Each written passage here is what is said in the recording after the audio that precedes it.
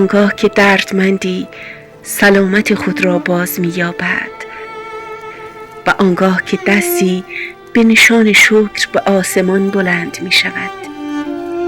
ملائک تو را می ستایند ای پرستار.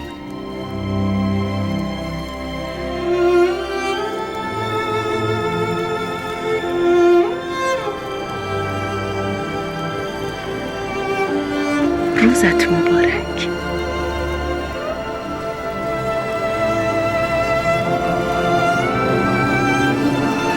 روزت مبارک.